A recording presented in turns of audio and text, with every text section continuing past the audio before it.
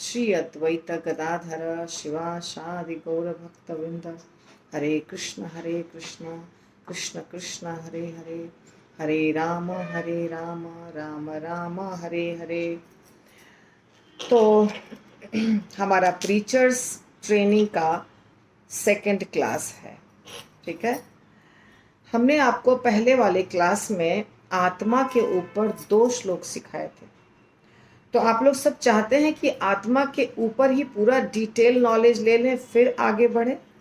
अगर ऐसा चाहते हैं तो मैं सिर्फ आत्मा के ऊपर कंटिन्यू करूंगी अभी, धीरे धीरे जब तक ये टॉपिक नहीं खत्म हो जाता है, फिर हम अगले टॉपिक पे जाएंगे।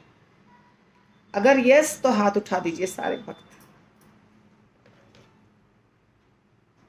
ओके, तो मैक्सिमम वांट दैट ओनली। तो हम अभी आत्मा के ऊपर ही और श्लोका ले लेंगे।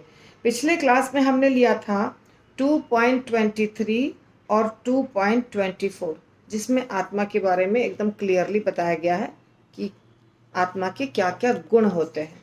अभी मैं आपको और श्लोका दे रही हूँ आत्मा के बारे में। पहला श्लोक है 2.12, ठीक है। दूसरा श्लोक है 2.13। तो ये दोनों श्लोक आप मार्क कर लीजिए। हम उसको अभी एक्सप्लेन करेंगे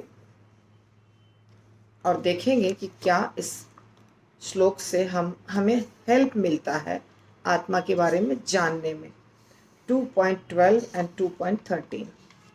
2.12 जो है वो ये बता रहा है कि कोई भी व्यक्ति जो इस दुनिया में दिखाई दे रहा है, वो कोई भी इंसान या जानवर या जो भी है वो इटर्नल है, नित्य है। इसलिए ये श्लोक कृष्ण बोल रहे हैं, न त्वेवाहं जातुनासं न त्वं न इमे जनाधिपा न चैव न भविष्यामः सर्वे वयमतः परम। न तु एव अहम, न यानी नहीं, तू लेकिन एव निश्चय ही, अहम मैं, भगवान कह रहे हैं मैं, जातु किसी काल में, न नहीं, आसम न नहीं, त्वम तुम, न नहीं, इमे ये सब, जन अधिपाह राजा गण। युद्ध भूमि में खड़े थे, तो युद्ध भूमि में बहुत सारे राजा खड़े थे, इसलिए राजा गण। न कभी नहीं, च भी, एव निश्चय ही, न नहीं, भविष्यामः रहेंगे, सर्वे वयम हम सब, अतः परम इससे आगे। तो अर्जुन जब कंफ्यूज हो रहा है कि मुझे लड़ना नहीं है, मुझे अच्छा है कि मैं युद्ध भूमि छोड़कर चला जाऊं, उस समय धीरे धीरे भगवान आत्मा का ज्ञान देना शुरू कर रहे हैं। यहाँ पर क्लियरली आत्मा नहीं बोला है, लेकिन भगवान कह रहे हैं ऐसा कभी नहीं हुआ कि मैं न रहा हूं या तुम न रहे हो, अथवा ये समस्त राजा न रहे हो, और ऐसा है कि भविष्य में भी हम लोग नहीं रहेंगे, और न ऐसा है कि भविष्य में भी हम लोग नहीं रहेंगे। अर्थात तीनों कालों में, भूत वर्तमान भविष्य, यानी प्रेजेंट पास्ट एंड फ्यूचर, हम सब थे। अर्थात हम सब शरीर तो नहीं थे तो कुछ और थे, ये इशारा हो रहा है। हम सब थे, हर काल में हम सब थे, अभी हैं, पहले थे और बाद में रहेंगे। ये चीज इस श्लोक में बता रहे हैं। प्रभुपाद इस श्लोक का उपयोग करते हैं इस बात को काटने के लिए कि जो मायावादी है ना, मायावादी सिद्धांत होता है कि मुक्ति के बाद हमारा कोई अस्तित्व नहीं है और हम लीन हो जाएंगे ब्रह्म में। तो इसलिए ये श्लोक उस समय काम आता है कि नहीं, हम लीन नहीं होंगे, हमारा मृत्यु के बाद भी एग्जिस्टेंस है, अस्तित्व है। अगर परपोर्ट पढ़िएगा तो आपको मिलेगा।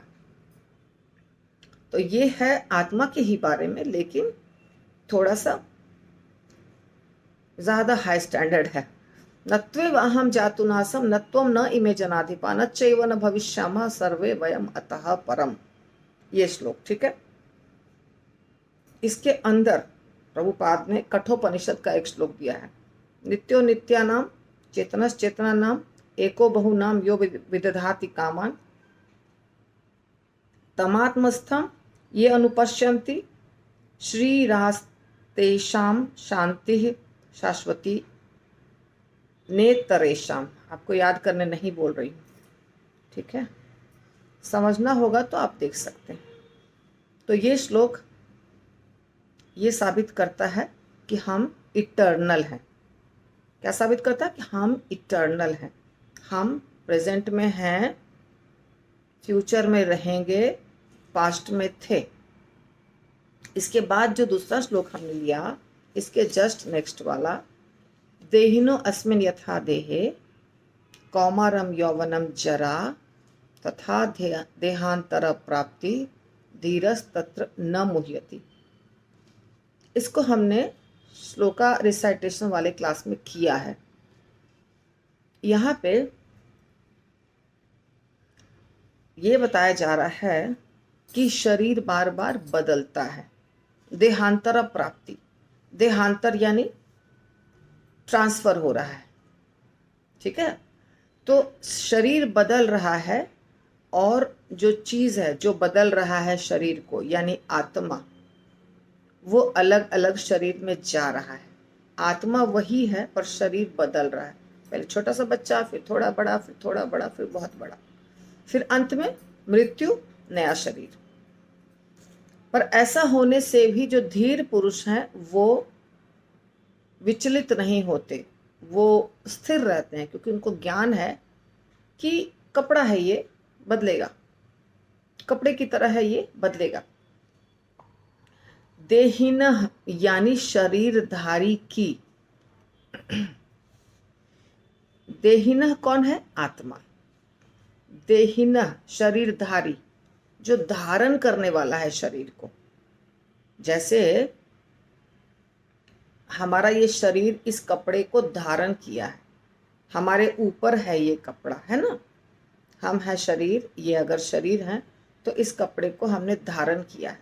वैसे ही शरीर रूपी कपड़े को आत्मा ने धारण किया है, इसीलिए इसको क्या कहते हैं? शरीरधारी। देहिनः, देहिनः अस्मिन् यथा देहे, देह यानी शरीर, शरीर और शरीर को धारण करने वाला, दो चीज हो गया। शरीर ये हो गया, धारण करने वाला आत्मा। अब कौमारम, यौवनम और जरा, ये तीन हो गया फेज लाइफ का। कौमारम यानी छोटा जब रहता है बच्चा, यौवनम जब जवान हो गया, जरा यानी बूढ़ा हो गया, वृद्धावस्था, तथा देहांतर। अब देहांतर, कौमारम, यौवनम, जरा, फिर देहांतर। पहले छोटा बच्चा, थोड़ा बड़ा बच्चा, फिर बूढ़ा, उसके बाद शरीर परिवर्तन, 4 स्टेज हो गया। तथा देहांतर प्राप्ति धीरस तत्र न मुह्यति। तो धीर पुरुष जो होते हैं, धीर मतलब क्या हुआ? शांत व्यक्ति, समझदार व्यक्ति, उसको कोई फर्क नहीं पड़ता है। लेकिन जो समझदार नहीं है, जिसको आत्मा का ज्ञान नहीं है, वो परेशान हो जाता है, ठीक है। तो ये भी चीज, ये श्लोक भी आत्मा के बारे में है। तो आत्मा के बारे में यहाँ क्या बता रहे हैं? यहाँ पर ये बताया जा रहा है शरीर का परिवर्तन हो रहा है पर आत्मा सेम है। और ये बुद्धिमान व्यक्ति जानते हैं, इसलिए बुद्धिमान व्यक्ति या धीर पुरुष विचलित नहीं होते हैं। तो शरीर का परिवर्तन कैसा हो रहा है आप सब अनुभव किए हैं। छोटा बेबी, थोड़ा बड़ा और थोड़ा बड़ा, उसके बाद जवान, बाद में बुढ़ापा, उसके बाद वाला फेज जो हुआ शरीर बदलना, अब बहुत पुराना है तो बदलना पड़ेगा। तो इससे विचलित नहीं होते हैं। 2 श्लोक में हमने 2 फिलॉसफी देखा।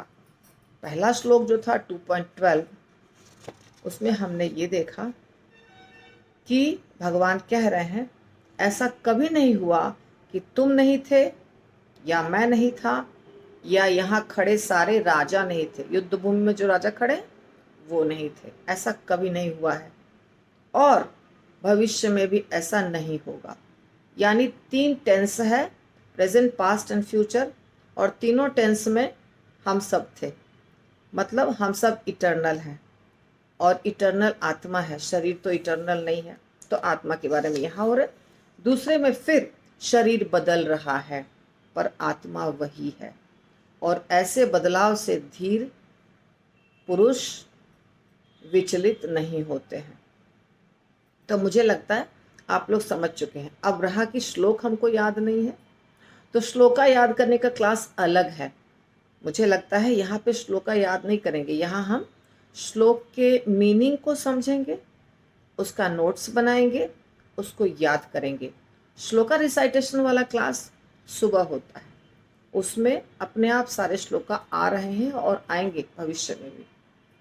तो ये सारे पॉइंट्स जो आपने सुने कॉपी कर लीजिए, या तो आप किए होंगे कॉपी। और अब मैं एक एक करके सबसे पूछूंगी कि आपने आत्मा के बारे में और क्या सीखा, बोलना है आपको, ठीक है? ओके, तो हमारे हो गए total 7 points, right. First point हमारे 2.12 के हुए कि भगवान 3 टेंस की बात कर रहे हैं, प्रेजेंट, पास्ट और फ्यूचर, यानी भूत, वर्तमान और भविष्य, कि ये तीनों काल में हम थे, हम हैं और हम रहेंगे। और दूसरी बात भगवान कर रहे हैं कि सब, खुद भी अपने बारे में, अर्जुन के बारे में और समस्त राजाओं के बारे में, कि ये सब भविष्य में भी रहेंगे, ये सब वर्तमान में हैं और ये सब भूत में थे। अर्थात सब, सारे लोगों के ऊपर समान नियम है कि